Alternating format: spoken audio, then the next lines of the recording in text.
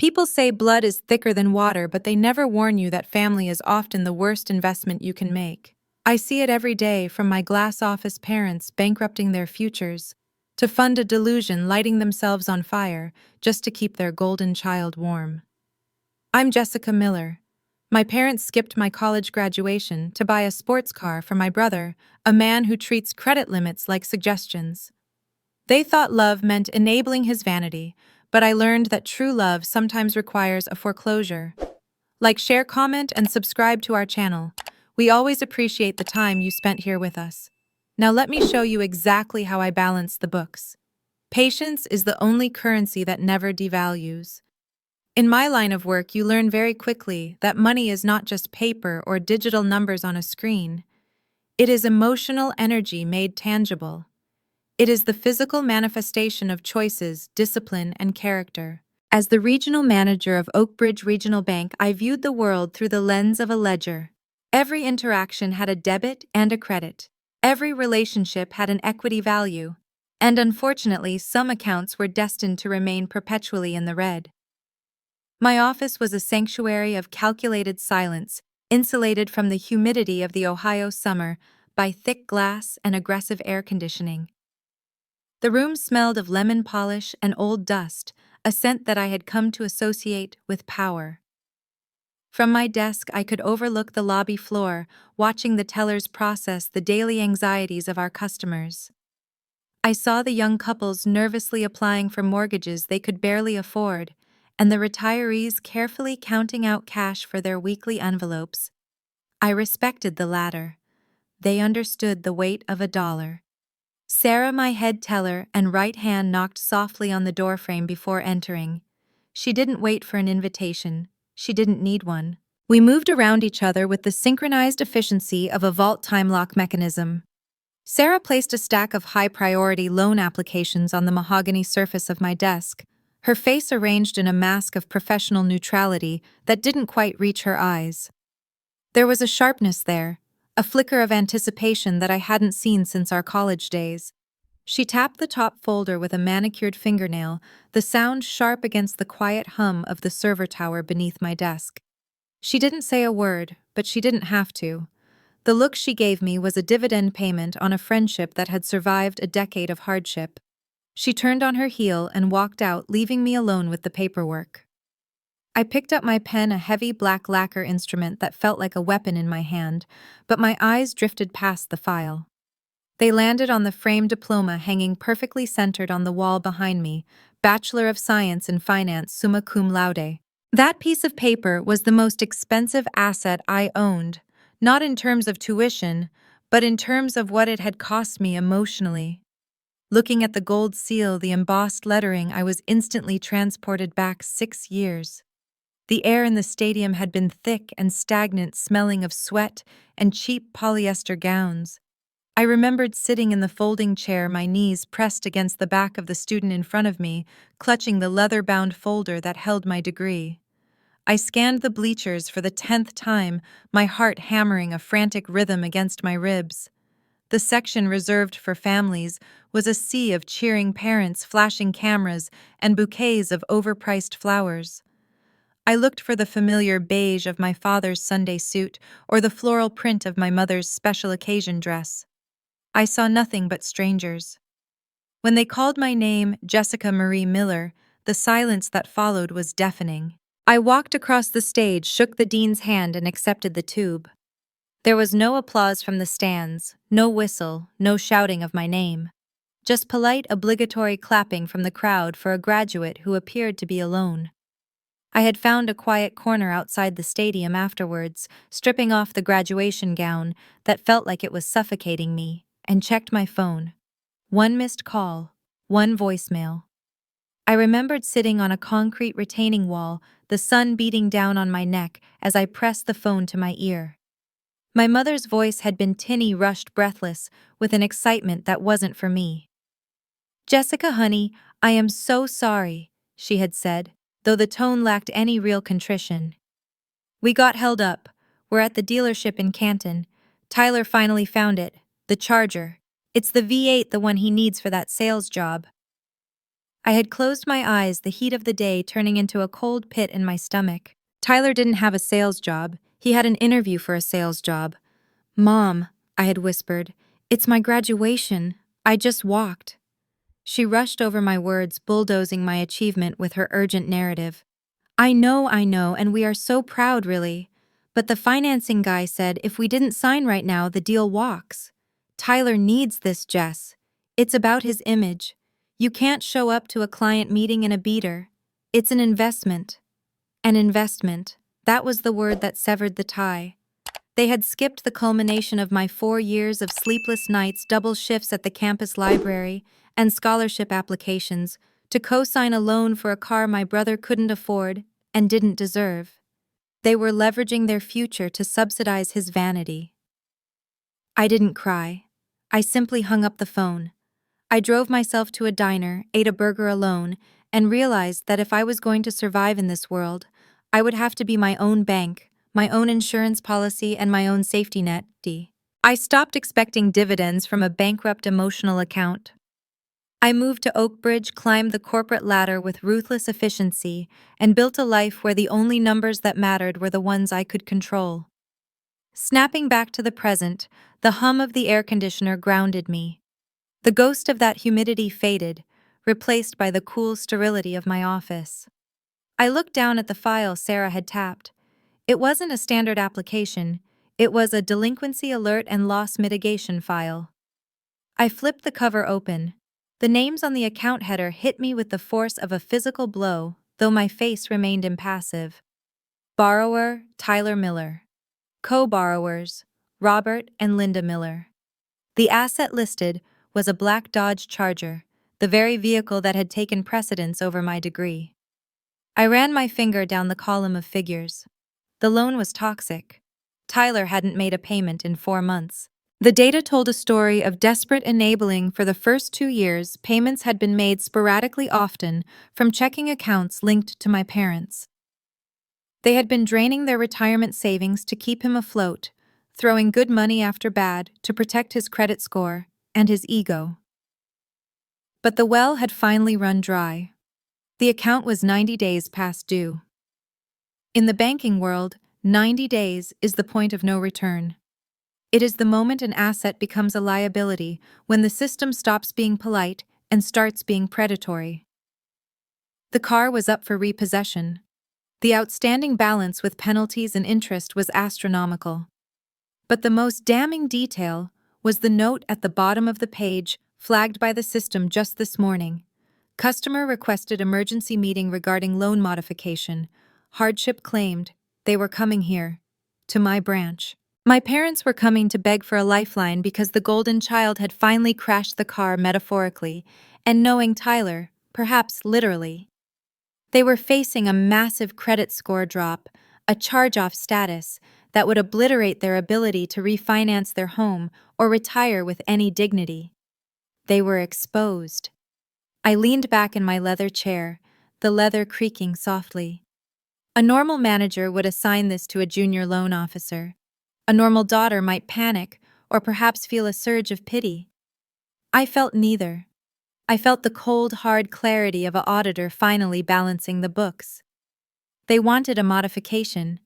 They wanted the bank to forgive the penalties, lower the interest rate, and extend the term so Tyler could keep his toy, and they could keep their illusion of a successful family intact.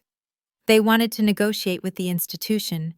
They didn't know the institution was me. I picked up the internal line and dialed Sarah's extension. She answered on the first ring. "Did you see it?" she asked, her voice low. "I have it in front of me," I replied, keeping my voice steady, stripped of any familial inflection. "When did they call?" "This morning. They sounded frantic, Jessica. Your mom was crying. She asked for the branch manager. She doesn't know it's you. I checked the system. You're listed as J.M. Miller on the corporate directory. She thinks she's coming to see a man." "Approve the meeting," I said. "Schedule them for 4:30 p.m. today. Last appointment of the day." "Are you sure you want to take this, Jess? I can pass it to Peterson in collections. You don't have to look them in the eye." I looked at the diploma on the wall again. I thought about the empty seat next to me. I thought about the compounding interest of 6 years of silence broken only by generic birthday texts. No, Sarah. Peterson follows the handbook. I'm going to follow the money. I close the file with a definitive thud. I'll take the meeting personally. And Sarah, prepare this buyout paperwork for a distressed asset. I'm going to make a withdrawal. To understand the anatomy of a financial disaster, you cannot simply look at the final balance. You must trace the hemorrhage back to the first cut. Once I had resolved to take the meeting, I initiated a forensic audit of the Miller file. I didn't want to go into that room with assumptions. I wanted ammunition. I locked my office door, turned off my external notifications, and pulled up the full transaction history for both the loan and the linked accounts. What I found was a tragedy of mathematics, a slow-motion car crash recorded in the unfeeling binary of bank ledgers. I started with my parents' checking account, the one they had held at this bank since before I was born. It was painful to watch the deterioration of their stability. The data painted a vivid picture of two people drowning by inches. 2 years ago, their balance had been healthy, a modest but respectable cushion built over decades of factory shifts and careful couponing.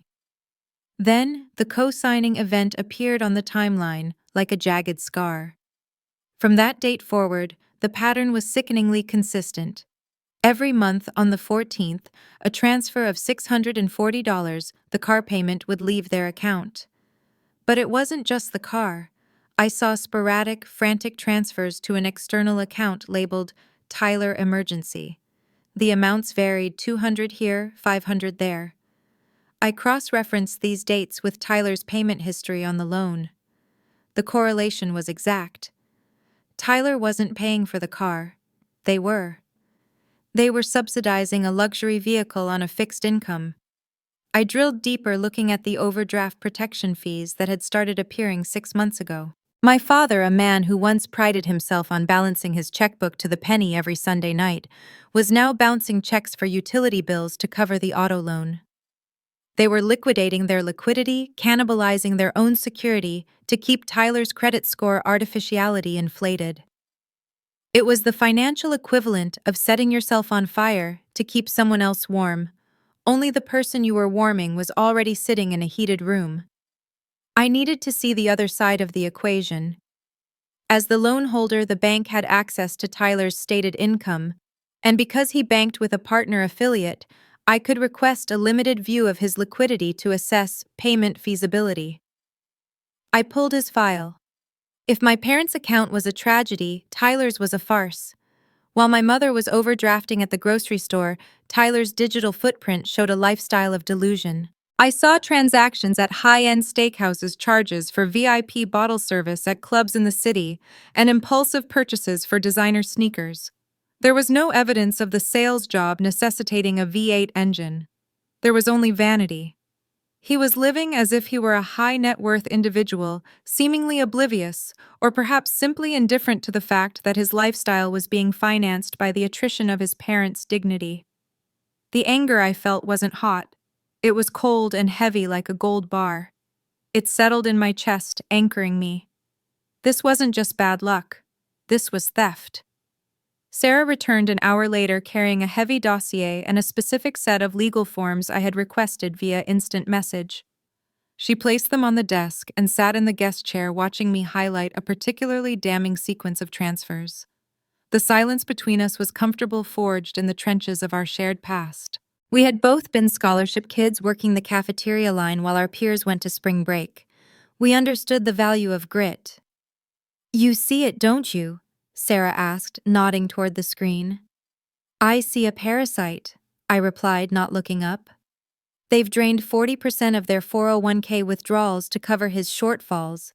They are going to be destitute in 5 years if this continues." Sarah sighed, a sharp exhale through her nose. "I remember your dad," she said softly. "He was always so strict about money. If you can't pay cash, you can't afford it. That's what he used to tell us when I came over for study groups." I finally looked at her. He forgot his own rule. "It's funny." Sarah mused, her eyes drifting to the window. "I remember the night of graduation. You were at that diner. I went back to our apartment to pack up my things. Your parents stopped by. They were looking for you, but not really. They were flustered. They asked if I had seen you, and before I could answer, your dad asked if I wanted to join them for dinner, since they had a reservation and you weren't there. They didn't want the deposit to go to waste. I felt a muscle twitch in my jaw. I didn't know that. I didn't go, Sarah said, a small, vindictive smile touching her lips. But I did take the lasagna your mom brought. It was supposed to be for your celebration dinner. I ate your dad's portion. It was delicious. I felt a little guilty then, but seeing this, she gestured to the screen showing the overdraft fees. I don't feel guilty anymore. They made their choice, Jess. They chose the show pony over the workhorse. Her words solidified the last trace of hesitation I might have harbored. I'm not going to just deny the modification, Sarah. That's a temporary fix. They'll just go to a predatory lender or take out a second mortgage to pay this off. I need to stop the bleeding permanently. I reached for the forms she had brought. They were titled Assignment of Debt and Lien Transfer. I'm doing a distressed asset buyout, I explained, uncapping my pen. The bank wants this loan off the books. It's non-performing. It drags down our branch metrics. Usually we'd sell this debt to a collection agency for pennies on the dollar. The agency would then harass them for years. But you're intercepting it. Sarah realized, her eyes widening. I am purchasing the debt personally. I am writing a cashier's check from my personal savings account to cover the full principal and interest owed to the bank. Once the transaction clears, Oakbridge Regional Bank is no longer the lien holder. I am. I opened my personal checkbook, a sleek, leather-bound register that sat in my locked drawer. I wrote out the figure. It was a substantial amount, the kind of money that would have seemed impossible to me 6 years ago. It was the accumulation of bonuses, wise investments, and a lifestyle of austerity. I signed my name with a flourish. Process this immediately. I instructed, sliding the check and the forms across the desk to Sarah. I want to walk into that meeting as the owner of the note, not just the manager of the bank. Sarah took the documents, handling them like sacred texts. This is bold, Jess. If you own the debt, you own the car. You can do whatever you want with it. Exactly, I said. It's a correction of the market. The hours ticked by with agonizing slowness. I forced myself to focus on other work, approving a small business loan for a bakery and reviewing quarterly compliance reports, but my mind remained fixed on the 4:30 p.m. slot. The sun began to dip, casting long golden shadows across the lobby floor, signaling the end of the business day. The bank grew quieter as the tellers began their closing procedures. At 4:25 p.m., I switched my monitor to the external security feed. I saw a sedan pull into the lot, a rusty 10-year-old compact that had clearly seen better days. It was my father's car. I watched as the doors opened. My father stepped out first. He moved stiffly, favoring his left knee. He wore a suit that was visibly too large for him. The shoulders slumped, the fabric shining with age. He looked smaller than I remembered, diminished by the gravity of his failures. My mother followed. She was clutching her purse to her chest like a shield, her eyes darting around the parking lot, as if she expected an ambush. I scanned the feed for the third figure. I waited to see the swaggering walk of my brother, the cause of this entire debacle. I checked the passenger seats. I checked the rear. Nothing. Tyler wasn't there. The realization hit me with a fresh wave of disgust. He hadn't even come. He had sent his elderly parents to plead his case to debase themselves before a bank manager, while he was presumably too busy or too proud to face the consequences of his own default. He was the architect of the ruin, yet he refused to live in the wreckage. I watched my parents walk toward the glass double doors. They hesitated at the threshold, my father adjusting his tie with a trembling hand, my mother smoothing her skirt. They looked terrified. They looked like people who knew they had run out of options. They had no idea that the person waiting to decide their fate wasn't a stranger who could be swayed by tears or excuses. They were walking into a trap of their own making. I switched off the monitor and stood up, smoothing the front of my blazer. I walked to the window and looked out at the town of Oakbridge, the community I served, the place where I had rebuilt myself from the ground up. Sarah's voice came over the intercom, sharp and clear. "Mr. and Mrs. Miller are here to see you, ma'am. Shall I send them back?" I took a breath, inhaling the scent of lemon polish and power. "Send them in," I said. "And Sarah, come with them. We're going to need a witness." The door to my office opened with a hushed pneumatic hiss, a sound I had always associated with the airtight seal of a vault. Sarah entered first, her posture rigid, her face a canvas of polite administrative detachment. She stepped aside, holding the door open with one hand and gesturing with the other, ushering my parents into the room. "The regional manager will see you now," she said, her voice devoid of any warmth, flat and professional. I sat with my back to them for a calculated 3 seconds, finishing a signature on a document that didn't matter, letting the silence stretch and snap in the air like a rubber band. I wanted them to feel the weight of the room, the mahogany, the leather, the undeniable scent of authority. Then I spun my chair around. The reaction was immediate and visceral. My mother actually gasped, her hand flying to her mouth as if she had witnessed a magic trick. My father froze mid-step, his eyes widening behind his bifocals. For a moment, the only sound was the low hum of the server tower. They looked at me, then at each other, then back at me, their brains struggling to reconcile the image of their estranged daughter with the figure of corporate power sitting behind the executive desk. Then the inevitable wave of relief washed over them. Their shoulders dropped. The tension that had been radiating off them in waves evaporated, replaced by a presumptive familiarity that made my skin crawl. "Jessica." My mother exhaled the name, coming out like a prayer. She took a step forward, her arms opening slightly as if to embrace me across the desk. "Oh, thank God. We didn't know. We had no idea you were the manager here. We thought we were meeting some stranger." She turned to my father, a nervous smile plastering itself onto her face. "Bob, look, it's Jessica. It's going to be okay." My father let out a long, shaky breath, wiping sweat from his forehead with a crumpled handkerchief.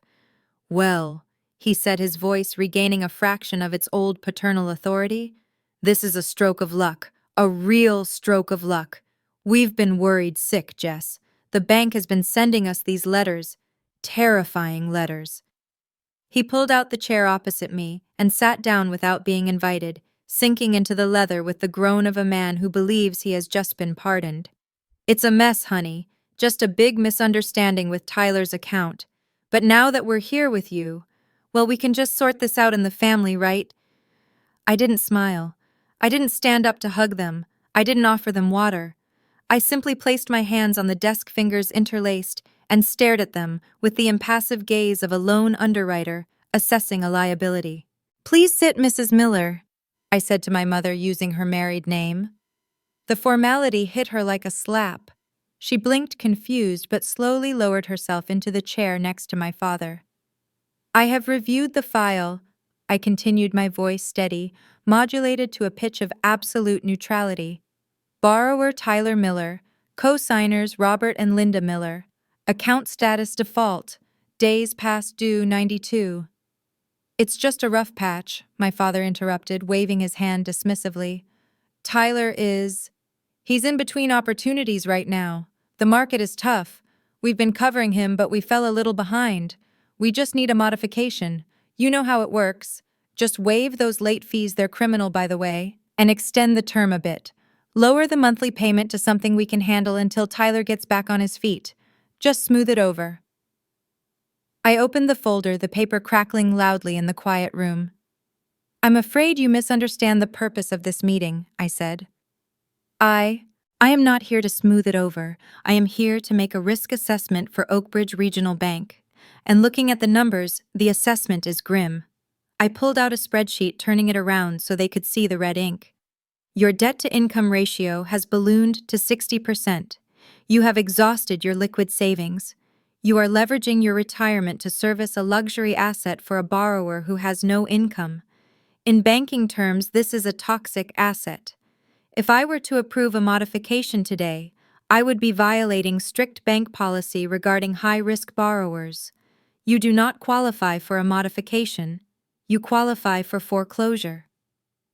Foreclosure? My mother's voice trembled. On the car. On the loan, I corrected, which is secured by the car. But the car is just metal. The real damage is to the signatories. Now hold on a minute, my father snapped, leaning forward, his face flushing red. You can't talk to us like that. We're your parents. We raised you. We put a roof over your head. You're going to deny us because of some policy. This is your brother we're talking about. He needs this car. Without it, how is he supposed to get a job? You're condemning him to failure. He condemned himself when he signed a contract he couldn't honor, I replied, not breaking eye contact. And you enabled it. You prioritized this asset over everything else. I seem to recall a specific day 6 years ago. May 18th, my graduation. My father flinched. My mother looked down at her hands. I stood on a stage and looked for you. I said, my voice dropping an octave, losing none of its edge but gaining a dangerous weight. I had achieved the highest honor in my program. I was starting my career. And you were in a dealership in Canton co-signing a loan for a V8 engine because Tyler wanted to look successful rather than be successful. You made a financial decision that day. You invested in him. You divested from me. This, I gestured to the delinquency file, is the return on that investment. You bet on the wrong horse, and now the track is closed. Jessica, that's not fair, my mother pleaded, tears welling in her eyes. We love you both. Tyler needed more help. You were always so strong, so independent. We didn't think you needed us there. Everyone needs their parents, I said simply. But that's immaterial now. I am not speaking as your daughter. I am speaking as the regional manager. And as the manager, my answer is no. The modification is denied. The silence that followed was heavy, filled with the sound of their reality shattering. My father looked desperate. He turned his head, his eyes locking onto Sarah, who was standing quietly by the door observing the proceedings with a small, unreadable smile. He recognized her vaguely, a face from the past, a potential ally in a room full of enemies. You, he said, pointing a shaking finger at her. You're Sarah, right? Jessica's friend. You came to the house for study groups. You know us. You know we're good people. Talk to her. Tell her she can't do this to her own family. Help us. Sarah stepped forward. Her heels clicked on the hardwood floor, a sharp, rhythmic sound. She stopped right next to my parents, looking down at them with an expression of polite pity that was far more devastating than anger. I am Sarah, she confirmed, her voice sweet and poisonous. I'm the head teller here, and yes, I remember the study groups. I also remember graduation day. My parents froze. I was there. Sarah continued, her smile widening just enough to show teeth. I sat in the row behind where you were supposed to be. I watched Jessica walk across that stage alone. And later, when you stopped by our apartment to look for her, do you remember? You brought a pan of lasagna. You were in such a rush to get back to Tyler and his new car that you didn't even want to wait for her. You left the food and asked if I wanted to use your dinner reservation. She paused, letting the memory hang in the air. I ate it, by the way. Mr. Miller's portion. It was excellent. But frankly, watching you beg for a modification on the car that ruined that day, that tastes even better. My mother let out a sob. My father looked as if he had been punched in the gut. They shrank in their chairs, realizing there was no quarter to be found here. They were trapped in a room with two women they had underestimated, outnumbered by the ghosts of their own neglect. So, I said, drawing their attention back to me. Here is the situation. Since the modification is denied, the bank protocol is to initiate a charge-off. This means we write the debt off as a loss. We repossess the vehicle, and we report the default to the credit bureaus. I leaned forward. A charge-off is a nuclear event for your credit score. It drops you by 150 points instantly. It stays on your record for 7 years. You won't be able to refinance your mortgage. You won't be able to get a credit card. Your insurance premiums will double. You will be financial pariahs. No, my father whispered, the fight completely draining out of him. No, please. We're planning to retire next year. We need to refinance the house to afford it. You can't ruin us, Jessica. Please. I am not ruining you, I said. You ruined yourselves. However, I paused, opening the drawer to my right. I have prepared an alternative solution, a way to stop the charge-off, a way to save your credit score. Hope, desperate and pathetic, flickered in their eyes. Anything, my mother said. We'll do anything. The bank wants this debt gone, I explained. It doesn't care who pays it as long as it is paid, so I have paid it. I pulled out the photocopy of the cashier's check I had handed to Sarah earlier. I slid it across the desk. It showed the full amount, $32,000, and change paid to Oakbridge Regional Bank. I bought the debt, I said, watching the confusion cloud their faces. I personally paid off the loan. The bank is satisfied. Your account here is closed. There will be no charge-off reported to the bureaus. Your credit score is safe. You paid it. My father looked at the check, stunned. $32,000. You did that for us. He looked up, tears in his eyes, a smile breaking through the fear. Oh, Jessica, I knew it. I knew you still cared. Thank you. Thank you so much. We'll pay you back, I swear. A little each month. Stop, I said, cutting him off with a single word. You are misunderstanding the transaction. I didn't pay it for you. I bought the note. I am now the lien holder. I stood up, towering over them in the small office. When you buy a debt, Mr. Miller, you acquire the rights to the collateral. You defaulted on the bank, and now you have defaulted on me. And unlike the bank, I have no interest in a modification. I have no interest in a payment plan. I walked around the desk and stood directly in front of my father.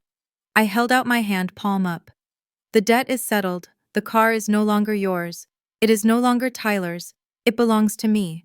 I am exercising my right to immediate repossession. My voice was iron. Give me the keys. The keys, my father stammered. But Tyler has the keys. He's not here.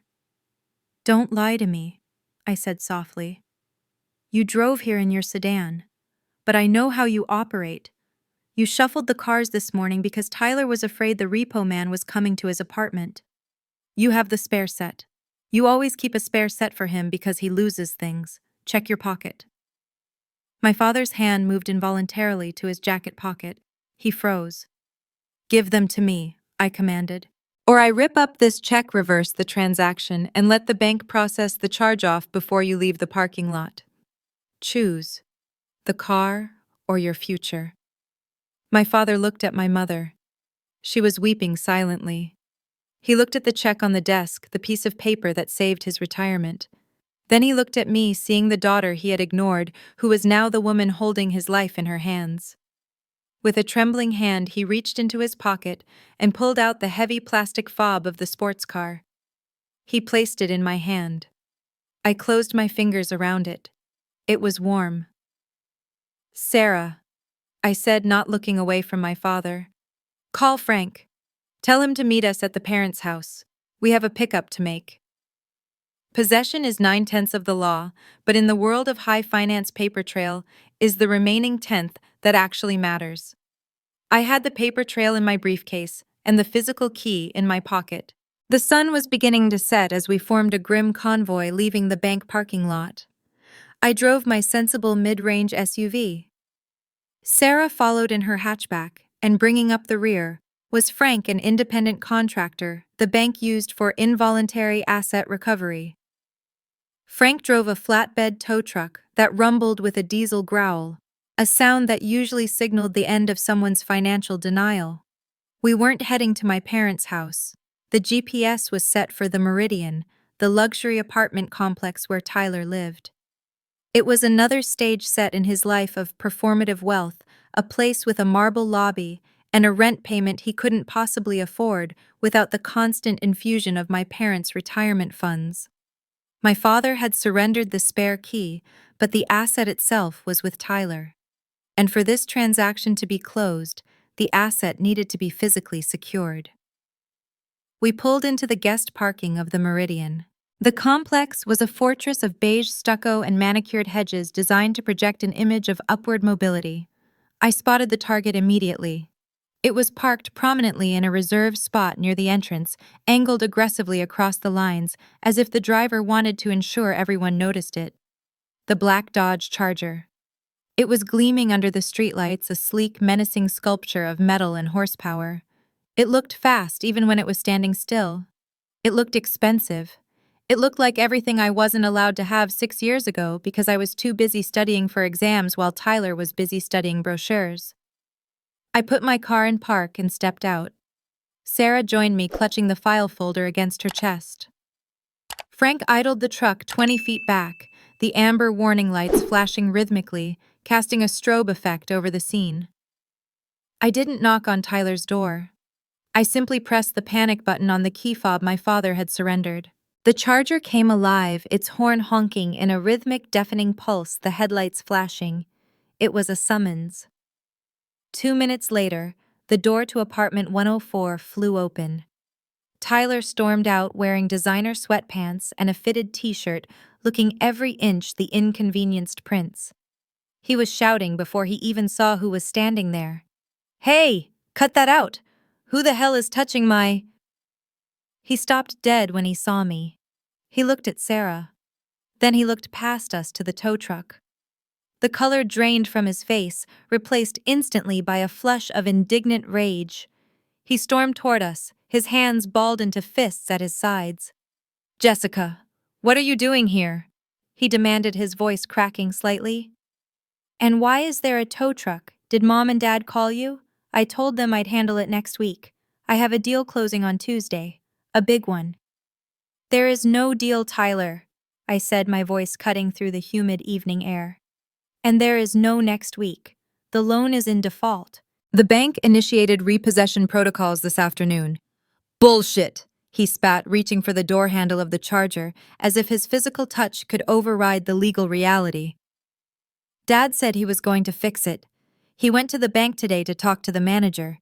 He said he'd get a modification." "He did talk to the manager," I replied calmly. "He talked to me." Tyler froze, his hand hovering inches from the polished black metal. "I am the regional manager, Tyler." Surprise. I took a step forward, invading his personal space, forcing him to look at me. "Mom and Dad came to my office. They begged, they pleaded, they tried to mortgage their future again to save your ego, but I denied the modification. The bank was ready to charge this off and ruin their credit score for 7 years. They were going to lose their ability to retire because of you. So you're here to— what, tow it to the branch?" He laughed, a nervous, brittle sound. "Come on, Jess. You can't do that. I need this car. It's part of the brand. I can't pick up clients in an Uber. You have to give me 30 days. Just hold off the paperwork. I'm good for it." "You are good for nothing." I said, the words tasting like cold steel. "You are a liability. And no, I'm not towing it to the branch. The bank doesn't own this car anymore. I do." I held up the key fob. "I paid off the loan, Tyler, $32,000. I bought the debt to save Mom and Dad's credit, which means I own the collateral. This isn't your car, it's mine, and I'm taking it." "You can't take my car," he shouted, stepping toward me. Frank, who had been leaning against the truck, took one heavy step forward, his boots crunching on the gravel. Tyler stopped. He looked at the tow driver, then back at me. The reality of his powerlessness began to set in. He wasn't dealing with his parents who could be manipulated with guilt. He was dealing with a creditor. "I'm not taking your car," I corrected him. "I'm taking my car. You're just the squatter who's been driving it." I pressed the unlock button. The lights flashed a welcoming chirp that sounded like victory. "Get your personal effects out. Now. Sunglasses, chargers, whatever trash you have in there. You have 2 minutes before I drive away." Tyler stood there, mouth open, looking for an angle, an argument, a way out. He found none. He yanked the door open, grabbed a pair of Ray-Bans from the visor and a gym bag from the back seat, and slammed the door shut. He looked like a child whose toy had been confiscated by the principal. "You're a bitch, Jessica," he muttered. "You always were jealous." "And you," I said, sliding into the driver's seat and smelling the scent of leather, an unearned privilege, "are a pedestrian." I started the engine. The V8 roared to life, a deep guttural thrum that vibrated through the chassis. It was a beautiful machine wasted on a boy who only cared about how it looked in a driveway. I put it in gear. Sarah gave me a thumbs up from her car, and Frank gave a nod, turning off his warning lights. We left Tyler standing in the parking lot of the complex he couldn't afford, watching the symbol of his status drive away. I didn't drive to my house. I drove 10 miles east to the outskirts of town, to a facility that was the antithesis of the Meridian. Silver Meadows Senior Center was a low brick building surrounded by oak trees. It was a place of community where dignity was preserved on a shoestring budget. I parked the Charger in the visitor spot, right next to a rusty 15-year-old van that had "out of service" taped to the window. Sarah pulled in next to me. We walked into the lobby where Mrs. Higgins, the director, was waiting. I had called her on the drive over. She was a woman of 65 with silver hair and eyes that had seen everything but still chose kindness. She looked out the window at the gleaming black sports car, then back at me, bewildered. "Ms. Miller," she said, wiping her hands on her apron. "You said on the phone you had a donation, I assumed. Well, I assumed it was canned goods or maybe some old furniture." "Not today, Mrs. Higgins," I said, placing the key fob and the title on her front desk. "I'm donating that." I pointed to the Charger.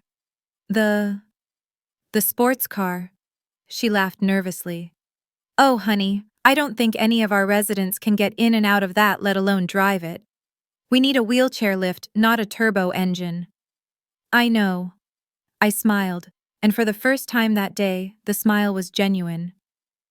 "I don't expect you to keep it. I've arranged with a local dealership, Rick's Auto, down the street to buy it from you immediately. I've already negotiated the price. They'll give you $28,000 for it by tomorrow morning. It's a clean title. I signed it over to the center 10 minutes ago." Mrs. Higgins looked at the title, then at the car, then at me. Her mouth worked silently for a moment. "28,000, she whispered. "Ms. Miller, that would buy 2 new transit vans.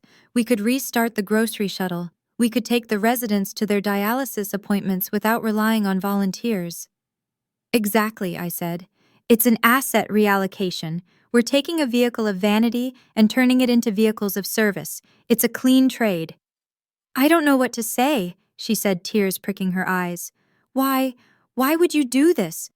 "Let's just say it's a late graduation present to myself," I replied.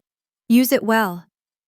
We left Mrs. Higgins stunned in the lobby and walked back to Sarah's car. The drive back to the bank was quiet, but the air felt lighter. The heavy gold bar in my chest had melted. Back at the office, the final task remained. I sat at my typewriter. I preferred it for formal correspondence. It felt more permanent, and drafted the letter. It was addressed to Robert, Linda, and Tyler Miller. "Dear family, regarding the matter of the defaulted loan, MER 89204, as of 5:00 p.m. today, the debt to Oakbridge Regional Bank has been satisfied in full. There will be no negative report to the credit bureaus. Your financial standing is preserved. However, as the purchaser of the debt, I have exercised my right to liquidate the collateral. The 2022 Dodge Charger has been repossessed and subsequently donated to the Silver Meadows Senior Center. The proceeds from its sale will fund the purchase of 2 handicap-accessible transport vans for the elderly residents of our community. Tyler. You are now debt-free, but you are also car-free. I suggest you apply the same enthusiasm to your job search as you did to your image curation. The bus schedule is enclosed for your convenience. Mom and Dad. Consider this my final contribution to the family economy. Do not ask me for money again. My ledger is now balanced. Sincerely, Jessica M., Miller Regional Manager. I signed it with my heavy black pen, folded it precisely into thirds, and slid it into an envelope. I sealed it, stamped it, and dropped it in the outgoing mail bin. It was done. I had lost $32,000, but I had bought something far more valuable: my freedom. The ledger of a family is rarely balanced in a single fiscal quarter. It takes time for the interest of resentment to stop compounding, and even longer for the principal of trust to be paid back down. 3 months had passed since I liquidated the charger. The autumn leaves of Ohio had turned to mulch, covered now by a thick, silence-inducing blanket of December snow. It was Christmas Eve, a night that historically carried a heavy surcharge of obligation and disappointment for me. For the last few years, I had usually found an excuse to work late or take a ski trip that consisted of me staying in my apartment with a bottle of wine and a spreadsheet. But this year was different. The silence from my parents hadn't been the silence of avoidance. It had been the silence of recalibration. They hadn't asked for a dime. There were no emergency texts, no vague allusions to heating bills. Just a simple handwritten card inviting me and Sarah to dinner. I pulled my SUV into the driveway of my childhood home, the tires crunching satisfyingly on the packed snow. The house looked the same, a modest split level with a wreath on the door and tangled lights on the railing, but the driveway told a different story. My father's sedan was there, looking freshly washed. And next to it, where the gleaming predatory black Charger used to sit, was a vehicle that could only be described as a correction. It was a beige, dented Honda that was at least 15 years old. The bumper was held on with what looked like industrial tape, and the clear coat was peeling like a sunburn. It was the kind of car you drove because you had to get to work, not because you wanted to be seen. I stared at it for a moment, feeling a strange sense of pride. It was the most beautiful thing I had ever seen parked in this driveway because it represented reality. Sarah was already inside. Her hatchback was parked on the street. I took a deep breath, grabbed the bottle of scotch I had brought as a peace offering, a consumable asset, not a capital infusion, and walked to the door. I didn't have to knock. My mother opened it before I reached the steps. She looked tired, her hair grayer than I remembered, but her smile reached her eyes this time. "Merry Christmas, Jessica," she said. And when she hugged me, it wasn't the desperate cling of a drowning woman. It was just a hug. Come in. Come in. It's freezing out there." The house smelled of cinnamon and pot roast, the universal scent of Midwestern forgiveness. The living room was different. The pile of ostentatious gifts that usually crowded the tree purchased on credit cards that would take until July to pay off was gone. In its place were a few modest wrapped boxes. The atmosphere was leaner, quieter, but significantly heavier with substance. Tyler was sitting in the armchair by the fire. He stood up when I entered. The change was physical. He had lost the soft, doughy look of someone whose hardest daily task was choosing a filter for Instagram. He looked thinner, wiry. His hands, which were resting on the back of the chair, were rough, the knuckles scraped. He was wearing a flannel shirt and jeans that were stained with grease, not as a fashion statement, but as a consequence of labor. He didn't look at the floor. He looked me in the eye. "Hey, Jess," he said. There was no sneer, no defensive posturing. "Hi, Tyler," I replied, setting the scotch on the mantel. "Nice car outside." He let out a short, dry laugh. "Yeah, it's a piece of junk. Heater only works if you hit the dashboard on the left side, but it runs." "Where are you working?" I asked. "Logistics warehouse over in Canton," he said. "Loading docks, third shift. It pays overtime, though. That's how I bought the Honda. Cash." He paused, looking at the fire. "I take the bus to get there, usually save the gas money for the car insurance. The rates are high." "They usually are for high-risk drivers," I said, testing the waters. He didn't flinch, he just nodded. "Yeah, I'm learning that. Look, Jess, about the charger, about the graduation." He took a breath. "I was an idiot. You were right. I was driving around in a trophy I didn't earn, thinking I was winning the race. Walking to the bus stop in the rain for 3 months, it clears your head. I get it now. The math didn't work." It was the first time in his life I had heard him speak without an agenda. He wasn't asking for a loan. He was offering a confession. "The math works now," I said softly. "You're solvent, Tyler. That's worth more than the V8. My father walked in from the kitchen, then wiping his hands on a towel. He saw me and stopped. He looked from me to Tyler, seeing the truce that had just been signed. "Dinner is almost ready," he said, his voice thick with emotion. "Sarah is helping your mother with the gravy. She's a good friend, Jessica." "She is," I agreed. "She's the best investment I ever made." He walked over to me, and for a moment I thought he was going to ask about the bank, or the neighbors, or the weather. Instead, he put a hand on my shoulder. "I want to say something." He began, his voice dropping so only I could hear. "I've been doing a lot of thinking since that day in your office. About the money, yes, but mostly about the timeline." He looked at the framed photos on the mantel. There was a gap where my graduation photo should have been. "We bet on the wrong horse, Jess. That's what I told your mother. We spent so much time trying to prop up the one who wouldn't stand that we ignored the one who was already running the race. I am sorry. Not for the credit score. I'm sorry we missed the walk." It was the apology I had been waiting 6 years to hear. It didn't fix the past. Accrued interest can't be erased retroactively, but it closed the account. "Thank you, Dad," I said. "I appreciate that." "We're going to be okay," he said, looking around the modest room. "It's going to be tight. We're on a strict budget, no refinances, but we're going to be okay." "I can help with that," I offered. He stiffened slightly. "We don't want your money, Jessica. We learned that lesson." "I know," I smiled. "I'm not offering money. I'm a regional bank manager. I'm offering to help you set up the retirement budget. I brought my laptop. We can look at the 401k projections after dessert, free of charge." He laughed, then a genuine relieved sound. "I'd like that. I'd like that very much." We sat down to dinner. The table was set with the good china, but the meal was simple. Sarah sat across from me, winking as she passed the potatoes. The conversation wasn't about grand plans or get-rich-quick schemes. It was about the reality of the warehouse, the funny thing Mrs. Higgins said when she got the new vans for the senior center. Apparently, they had named one the Jessica and the other the Hammer, and the weather. As we moved to the living room for coffee, sitting by the fire, I looked around the room. My parents were listening to Tyler talk about his shift supervisor. Sarah was laughing at something my mother said.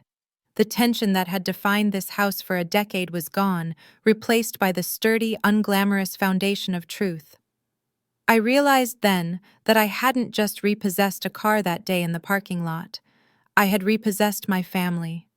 I had forced them into bankruptcy so they could finally undergo a restructuring.